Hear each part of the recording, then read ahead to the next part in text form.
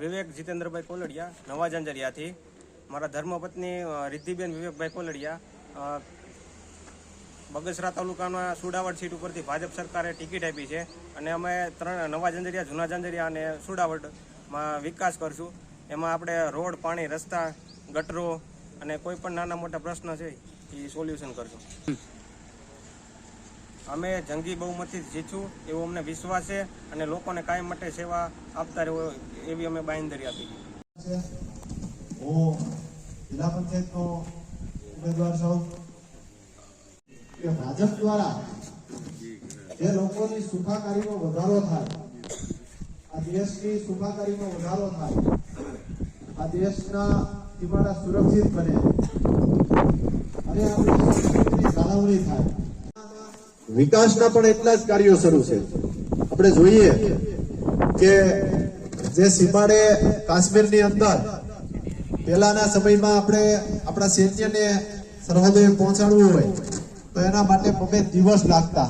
ત્યારે હમણાં જ એક પુલનું ઉદ્ઘાટન થયું કે આપણો સૈન્ય આવા દેશની માટે મહત્વપૂર્ણ બાબતો છે એનું પણ આ સરકાર ધ્યાન રાખે છે. એવો જ એક પોઈન્ટ છે જે હમણાં આપણે બાંગ્લાદેશની અંદર જોયું કે બાંગ્લાદેશ આપણા 7 રાજ્યો, અસમ ને નાગાલેન્ડ ને એ બધા રાજ્યો, સરકારને આ બધી બાબતો ધ્યાનમાં જ હોય. આ બધા વિકાસના કાર્યો માટે અબજો રૂપિયાની જોગવાઈઓ કરવી પડતી હોય તો 20 કિલોમીટર આ લોકોએ એવું સ્પષ્ટ ત્યારે ત્યાંની જે કોઈ વિદ્રોહી પાર્ટીઓ હતી બાંગ્લાદેશની એને કીધું. તો આ સરકાર માત્ર વિકાસ દેશ લેવલે જે ભારતીય જનતા પાર્ટી અત્યારે કાર્ય કરી રહી છે બધા આપણે જાણીએ છીએ કે આજ આપણા સંરક્ષણના સાધનો દુનિયાના અનેક દેશો આપણી પાસેથી ખરીદતા થયા છે. જ્યારે પહેલાની સરકારોએ આ બાબતમાં ક્યારેય કોઈ ધ્યાન નહોતું આપ્યું. આપણે વિદેશ પાસેથી શસ્ત્રો લઈને આપણી સુરક્ષા કરવી પડતી. તો દેશ લેવલે તો આ સરકાર આવા કાર્યો કરે જ છે. આપણા ભૂપેન્દ્રભાઈ પટેલની સરકારમાં આજ 5-10 વર્ષથી આપણે આ પાણીની પાઇપલાઇનના કાર્યો શરૂ હતા નર્મદાના, કે નર્મદાનું પાણી આપણા દરેક ગામડે પહોંચે અને અવારનવાર લોકો એમ પણ કહેતા કે ભાઈ હવે ઉપર સીને વાલ મુકાણા. હવે તો એમાં પેલા 3 કિલોમીટરની જોગવાઈ કે તૂટતું બસાવવું હોય તો પાણી એક બહુ મહત્વપૂર્ણ બાબત છે. આજે આપણે જાણીએ છીએ કે આપણે અહીંથી નવયુવાનો જે કાંઈ બહાર ધંધારો આપણી ખેતી યોગ્ય હોય તો આપણા યુવાનોને બહાર ન પણ જવું પડે, અહીં રોજગારી મળી ગઈ. તો એ આ સરકારની સરકાર છે કે આપણે જોયું આપણને નુકસાન જે કાંઈ ચોમાસામાં વરસાદને હિસાબે દિવાળી પછી થયું હતું 2 હેક્ટરની મર્યાદામાં 44,000 કોઈ સર્વે કર્યા વગર આપણા ખાતામાં પડ્યા છે. દરેક લોકોને લાભ મળે એના માટેના સરકારે પ્રયત્ન કર્યા છે. ધ્યાન રાખી અને કાર્ય કરે છે. આ દવાખાનાના કાર્ડની વાત કરવામાં આવે કે નાના મોટા પેલા એ પાકું છે. આપણે મુખ્યમંત્રી પાસે જવું પડે તો ભાઈઓને લઈને આપણે બધાને જવાનું છે. એટલે આપણે મતદાન ભાજપમાં કરવાનું છે અને સત્તા પાર્ટી એને રહેવું તો થોડોક વિકાસ થાય, નકર 5 વર્ષ 10 વર્ષ આમને આપણે ગોથા મારતા જ રહી અને માર્યા છે. બરાબર. એટલે આપણે કોઈનો વિરોધ નથી કરતા. અમારા ગામના ઉમેદવાર છે અને ઈ ભાઈ સારા માણસ છે, પણ અમારો ધ્યેય એક છે સત્તા પાર્ટી ભેગા રહેવું તો વિકાસ થાય. અમારો લક્ષ્ય પાણીનો છે. અમારે કાંઈ પણ કાંઈ કરવું હોય ખેતીમાં તો પાણી સિવાય કાંઈ થાય એમ નથી. તો 5 વર્ષ પાછી રાહ જોવી એ અમારે નથી કરવું. અમારે તાત્કાલિક આવે એવું કરવું. એટલે બધાએ ભારતીય જનતા પાર્ટીને વોટ આપી અને 2 ઉમેદવારને ઝાઝામાં ઝાઝું મતદાન મળે એવું આપણે આશા રાખીએ અને આપણા ગામના જે મહેમાન બન્યા છે એનો આભાર માનીએ છીએ ગામ વતી તમામ, અને નાસ્તા પાણી કરીને બધા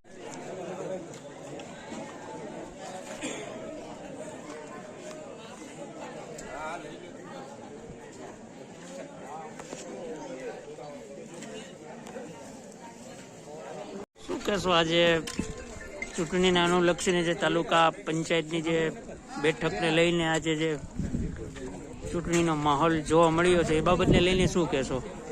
કેવા ઉમેદવારની જરૂર છે?